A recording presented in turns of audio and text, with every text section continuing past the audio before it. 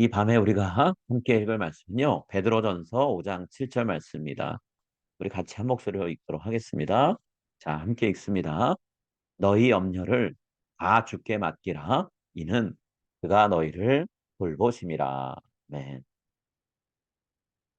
오늘은 여러분과 너희 염려를 다 주께 맡기라라는 제목으로 같이 말씀을 나눴으면 합니다. 여러분, 시카고 러시 대학교 메디컬 센터에서 65세 이상 되신 성인들 1064명을 대상으로요. 걱정과 스트레스에 어떻게 반응하는지를 조사했어요. 그리고 나서 한 3년부터 6년 정도 지난 그런 때가 됐을 때 그 조사 대상이 됐던 분들을 다 전수조사를 또 했어요. 그래서 누가 알츠하이머 병에 걸렸는지 아닌지 이런 것들을 조사했어요. 자, 그리고 나서 이제 분석을 해보니까 처음 조사할 때 걱정이 많고 스트레스에 민감했던 분들이 이 더 나이가 들고 나니까 노년기에 알츠하이머에 걸리는 위험성이 그렇지 않은 분들과 비교했을 때 배나 높다라는 거를 알게 됐다네요. 그럼 이 결과 우리한테 뭘 얘기해 줄까요? 염려라는 것, 스트레스라는 것이 우리를 병들게 하고 또 우리에게 유익하지 않은 결과를 가져오는 것이다라는 것을 알 수가 있는 거죠. 하나님은 염려가 우리에게 이런 좋지 않은 영향을 미친다는 걸 아셨기 때문에 우리에게 "염려하지 말라."라고 권고하셨어요. 마태복음 6장 25절 또 27 절에서 예수님을 통해 하나님이 이렇게 말씀하셨습니다. "그러므로 내가 너희에게 이르노니 목숨을 위하여 무엇을 먹을까 무엇을 마실까 몸을 무엇을 입을 무엇을 입을까 염려하지 말라. 목숨이 음식보다 중하지 아니하며 몸이 의복보다 중하지 아니하냐. 너희 중에 누가 염려함으로 그 키를 한 자라도 더할 수 있겠느냐." 여러분 하나님이 우리에게 "염려와 거리두기 하라."라고 명령을 내리고 계세요. 그런데 우리가 이 명령처럼 쉽게 염려를 멀리하지 못하죠.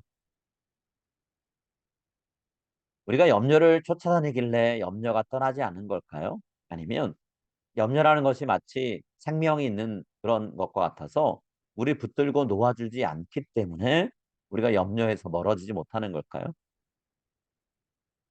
둘 다 어느 정도 "맞는 말이다."라고 이야기할 수 있을 것 같아요.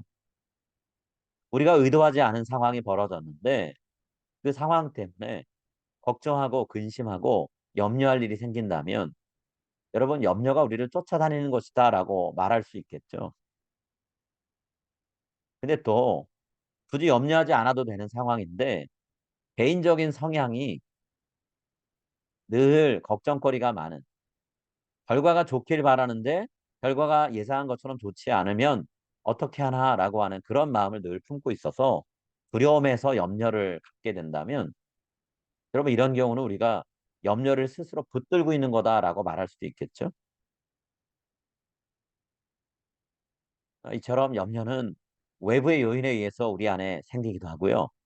그런가 하면 내적인 요인, 내면에 있는 생각 혹은 이전의 경험들이 영향을 미쳐서 염려가 생기기도 해요.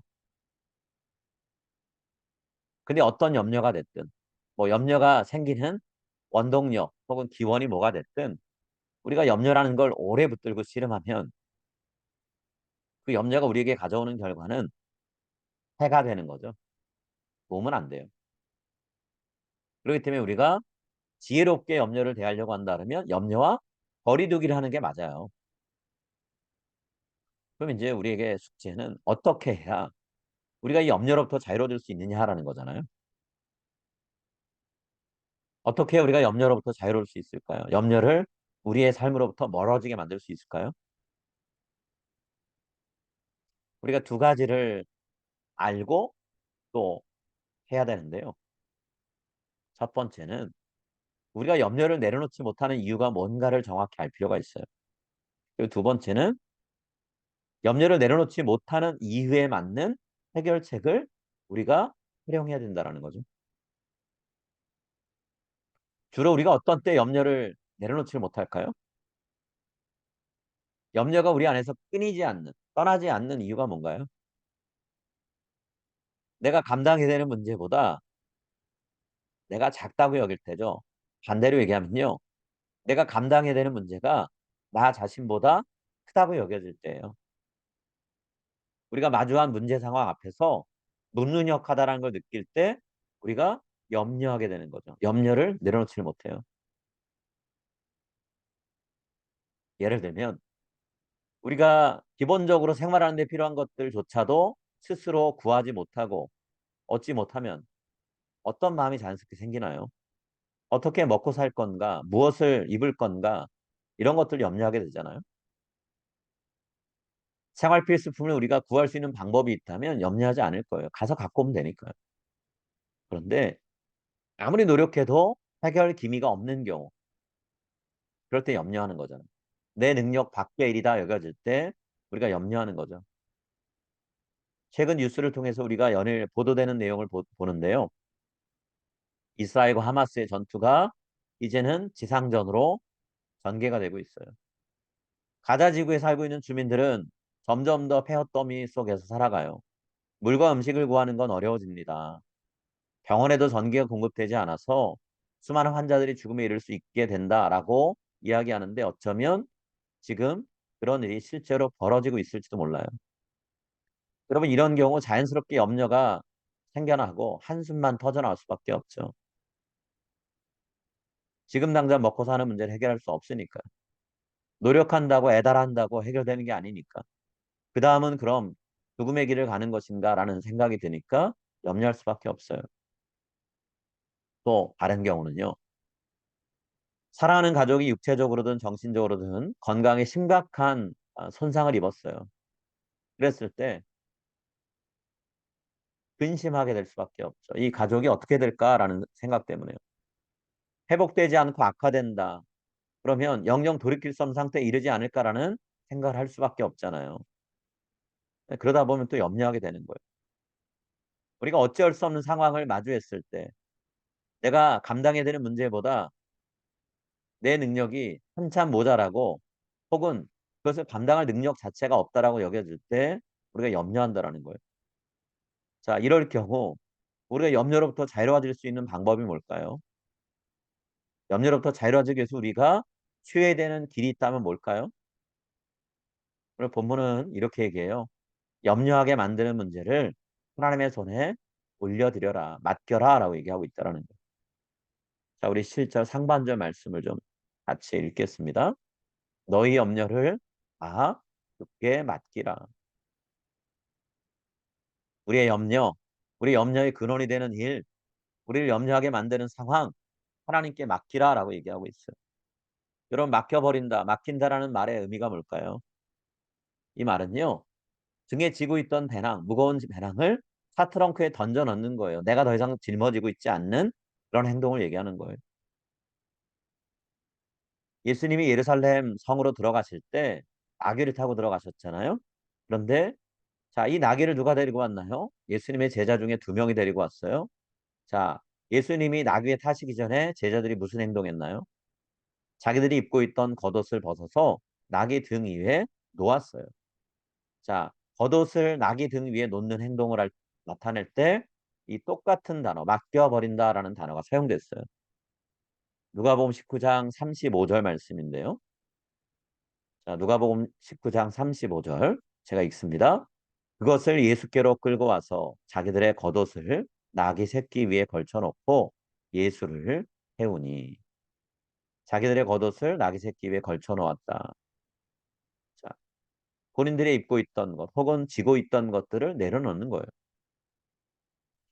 여러분 우리가 일상생활 살면서 내가 스스로 짊어질 수 없을 만큼 무거운 짐을 어깨에 짊어지고 있으면 자연스럽게 어떻게 하게 되나요?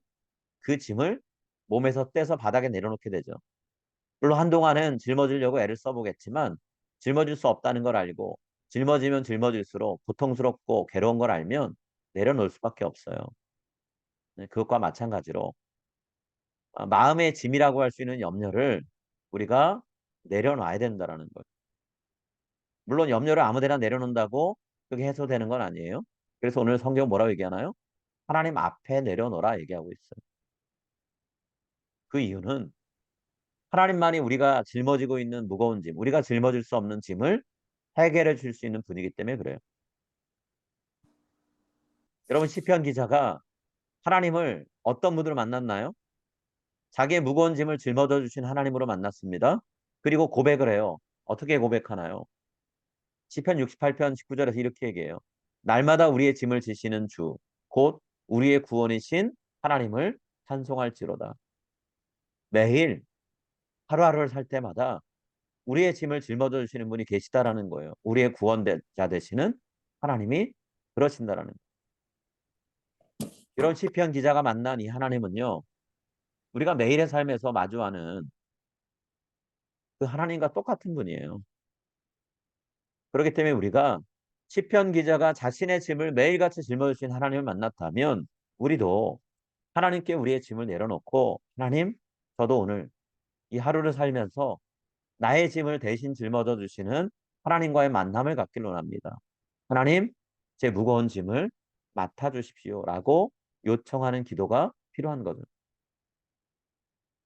여러분, 우리가 하나님 앞에 우리의 무거운 짐, 우리의 인생의 숙제들을 아랜다는 건, 기도로 아뢰는 건 하나님께 우리의 문제와 염려를 내려놓는 중요한 통로가 돼요. 무거운 줄 알면서도 짊어지고 괴로운 시간만 우리가 보내고 가지 않았으면 합니다. 우리의 짐을 우리가 짊어질 수 없는데 짊어지려고 하는 것만큼 스스로를 괴롭히는 것 없고 그것만큼 지혜롭지 못한 행동이 없는데요. 오늘 하나님께서 우리에게 부탁하세요. 그 무거운 짐 내 앞에 나에게 내려놔라 라고 말씀하십니다.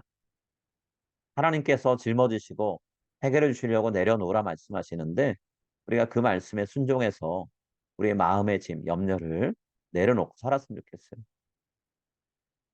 물론 때때로 우리가 하나님께서 다 맡겼습니다 라고 말은 하는데 여전히 염려할 때 많죠. 분명히 내려놨다고 생각되는데 여전히 부여잡고 있는 때가 있어요. 왜 그럴까요? 하나님이 내가 감당하지 못하는 그 일을 잘 해결해 주실까? 우리가 믿지 못할 때 그래요. 확신하지 못할 때 그래요. 하나님이 내 기도를 듣긴 들으신 건가? 들으셨지만 하나님이 여기에 대해서 아무런 행동도 취하지 않으시면 어떡하지? 라고 하는 불안한 마음이 있을 때 우리가 또 염려하죠. 달리 표현하면 우리가 하나님을 믿지 못해요. 불신하는 거예요. 우리의 불신앙에서 염려가 나온다라는 거예요. 여러분 왜 우리가 하나님이 나를 위해서 그분의 능력을 사용하지 않을 거라고 하는 생각을 하는 걸까요? 혹시나 우리가 내가 감당할 문제에 너무 깊이 빠져 있어서 하나님이 어떤 분이신지를 자꾸만 잊어버리기 때문에 그러는 건 아닐까요? 성경은 하나님이 어떤 분이라고 말씀하나요? 하나님이 우리의 목자시라 말씀하죠. 하나님이 우리를 그분이 돌봐주셔야 되는 양떼라고 여기신다라고 말씀하고 있어요. 그런 하나님이 우리의 기도를 듣지 않으시고 우리 인생의 문제를 해결하지 않으신다? 우리가 그렇게 말할 수 없죠. 에스겔서 34장 15절과 17절에서 하나님이 누구이신가를 분명히 말씀하고 있어요. 자, 우리 에스겔서 34장 15절부터 17절 말씀 같이 한 목소리로 읽겠습니다. 내가 친히 내 양의 목자가 되어 그것들을 누워 있게 할지라 주 여호와의 말씀이니라. 그 잃어버린 자를 내가 찾으며 쫓기는 자를 내가 돌아오게 하며 상한 자를 내가 싸매주며 해주며 병든 자를 내가 강하게 하려니와 모니 살진 자와 강한 자는 내가 내가 없애고 정의대로 정의를 그것들을 먹이리라. 주 주 여호와께서 여호와께서 이같이 말씀하셨느니라. 나의 양떼 너희여 내가 내가 양과 양 사이와 순양과 순염소 사이에서 심판하노라. 함께하여 여러분 우리가 읽은 말씀에서 하나님이 누가 되어 주신다 그랬나요? 친히 그분의 양의 목자가 되어 주신다 그랬어요. 우리를 누구라고 부르시나요, 지금? 나의 양떼라고 부르시죠. 여러분 하나님 우리의 목자 되시고요. 우리는 그분의 돌봄을 받는 양떼입니다. 그렇기 때문에 우리가 하나님을 믿지 못하는 불신앙에 사로잡혀서 염려하는 삶을 살면 안 돼요. 네, 그러면 하나님 향한 불신앙에서 우리가 찾아오는 염려를 이길 수 있는 방법이 뭘까요? 믿음이에요. 믿음. 하나님께서 오늘 나를 돌보시고 나의 문제를 관심을 갖고 해결해 주실 거라는 것을 믿어야 염려가 사라집니다. 믿음 회복 없이는 염려는 사라지지 않아요. 오늘 그래서 7절 하반절은 뭐라고 얘기하나요? 그가 너희를 돌보심이라 라고 분명하게 선언하고 있죠. 하나님께서 너희를 돌보신다는 것을 믿으라 라고 얘기하는 거예요. 돌본다는 말의 뜻이 뭔가요? 돌본다. 여러분, 돌본다는 건 관심 갖고 보살핀다는 뜻이에요. 하나님 우리에게 관심 없는 분이 아니에요. 끊임없이 관심을 갖고 계시는 분이고 관심이 있기 때문에 우리의 필요를 채우기 위해서 보살펴 주시는 분이라는 거죠. 우리가 어떤 마음으로 오늘 하루를 살아가는지 하나님은 살피세요. 우리가 무엇을 어려워하고 있는지 하나님은 관심 갖고 지켜보고 계세요. 그리고 그에 맞게 필요한 것들을 공급해 주시는 분이 하나님이시라는 거예요. 그래서 하나님을 목자라고 얘기하는 거죠. 양떼가 배가 고프면 풀을 뜯을 수 있는 곳을 인도하고 양떼가 목이 마를 것 같으면 물가로 인도하는 것, 그게 목자의 책임이고 역할이잖아요. 하나님이 그런 역할을 우리를 위해서 하신다라고 말씀하고 있어요. 그런 일을 하지 않는다면 목자가 아니잖아요. 하나님이 이 세상을 만드신 그때부터 지금까지 하시는 일은 하나님이 만드신 모든 것들이 하나님의 돌봄의 손길을 통해서 아름답고 조화롭게 살아갈 수 있게 하시는 거잖아요. 하나님 마음 다해서 세상을 살피시는 일을 하고 계세요. 우리가 감당할 수 없기 때문에 하나님께 맡기기로 작정했다면 그다음에 우리가 할 일은 하나죠. 하나님이 가장 선한 것으로 주실 것이라고 믿고 기다리는 거예요. 하나님께 맡겨놓고도 불안해가지고 시간 쓰고 에너지 쓰면서 이렇게 내가 어떻게든 해봐야지 하고 애쓰고 있는 거 그 하나님이 바라시는 모습이 아니라는 거예요. 그렇게 해서 우리가 문제를 해결할 수 있으면 좋겠지만 우리가 해결하려고 하는 그 문제는 해결이 안 되죠. 우리가 해결할 수 있었다면 염려 안 해요. 해결 못하기 때문에 염려자 하는 거잖아요. 해결 못할 일을 붙들고 해결하려고 애쓰다가 시간과 에너지만 낭비하고 정말 우리가 감당하라고 하나님이 맡겨주신 일은 하나도 못하는 그런 결과만 우리가 가질 수 있다라는 거예요. 우리가 믿고 따르는 하나님은요. 우리랑은 아주 거리 멀리 두고 딴 세상 계시면서 우리한테 멀찍이 해서 명령 내리고 지시만 내리는 엄한 주인 같은 그런 분이 아니세요. 건물 빌려주고 임대료 받을 때만 나타나서 장사 잘 되냐? 돈 빨리 갚아라. 뭐 이런 얘기하는 그런 분이 아니라는 거죠. 여러분 성경에서 하나님은 어떤 분이라고 얘기하나요? 우리가 이 땅에서 경험할 수 있는 인자한 아버지, 그런 인자한 아버지보다 더 인자하신 분이라고 말씀하죠. 밤새 잠도 주무시지 않고 아픈 아이를 돌보는 부모님과 같은 분이 우리 하나님이다 얘기하시잖아요. 눈동자와 같이 돌본다 말씀하시잖아요. 여러분 눈동자로 무언가가 날아올 때 어떻게 하나요? 눈을 감습니다. 더 위험하면 눈만 감지 않고 손을 들어서 막아요. 하나님 우리를 눈동자처럼 그렇게 지키신다는 거예요. 하나님이 우리를 지켜보지 않은 때가 없다라는 뜻이기도 하죠. 그런 하나님을 우리가 믿고 염려를 하나님께 맡기는 그런 삶을 살았으면 합니다. 맡긴다 말하지만 맡긴 게 아니라 여전히 불안해하고 하나님을 신뢰하지 못해서 오히려 맡기고 난 이후 맡겼다고 한 그 순간부터 더 불안과 스트레스에 쌓이는 그런 우리가 되지 않았으면 좋겠어요. 오늘 제가 교회에서 하늘을 쳐다봤는데요. 구름이 해를 가려서 날이 꽤 흐리더라고요. 구름이 해를 가리고 있으니까 햇빛이 땅에 안 닿잖아요. 예, 찬바람은 부는데 해가 안 비치니까 몸으로 느껴지는 그 바람이 굉장히 싸늘하게 느껴지더라고요. 근데 또 구름이 살짝 지나가니까요. 해가 비치더라고요. 몸으로 해가 비치니까 또 제법 따뜻한 느낌이 들었어요. 이게 자연에만 해당될까요? 오늘 우리의 삶에 근심, 걱정, 염려의 구름이 하나님의 얼굴빛을 가려버리면 비슷한 일이 벌어져요. 온통 내 삶은 어두운 것 같고 서늘한 기운만 도는 것 같고 탈출구는 없는 것 같이 여겨질 수밖에 없다라는 거죠. 그런데 염려의 구름이 지나가고 거치고 나면 오롯이 하나님이 베푸시는 은혜와 평강의 빛이 우리에게 내리쬐을 때가 있다라는 거예요. 그렇게 햇볕을 하나님의 은혜와 평강의 빛과 볕을 받으면 어떻게 될까요? 움츠렸던 우리의 몸, 우리의 삶은요, 따뜻해집니다. 그리고 자연스럽게 펼쳐지게 돼 있어요. 우리가 감당할 수 없는 일로 인해서 그것을 염려하다가 우리의 몸도 마음도 우리의 영도 위축되지 않기를 이 시간 간절히 기도합니다. 우리 염려 대신 맡아주신 하나님 때문에 그분을 믿는 그 삶이 있기 때문에 오히려 우리의 매일매일이 더 풍성해지고 따뜻해지는 것을 우리가 믿고 살아가기를 바라요. 여러분 바울은 변변한 후원교회 하나 없이 선교했죠. 자기 스스로 일해서 생계를 유지하고 복음 전하는 데 필요한 물질, 재정 확보했어요. 그런데도 바울은 어느 누구보다도 많은 일을 감당했죠. 바울을 통해 수많은 사람들이 예수님 믿었고요.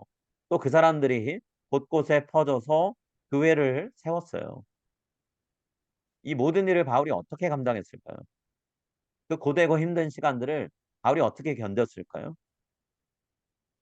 여러분 바울은 하나님께 모든 걸 믿고 맡기며 살았기 때문에 그 어려운 상황에서도 위축되거나 넘어지지 않고 넘어져도 일어나면서 사역한 거예요. 심지어 바울이 감옥에 갇혀 있는 상태였죠. 그럴 때도 바울은 평온했어요. 감사했어요. 바울이 감옥 안에서 빌립보 교회 성도들한테 보낸 편지에서 뭐라고 얘기하나요? 빌립보서 4장 19절에서 바울은 이렇게 얘기했어요. 우리 한번 같이 읽겠습니다.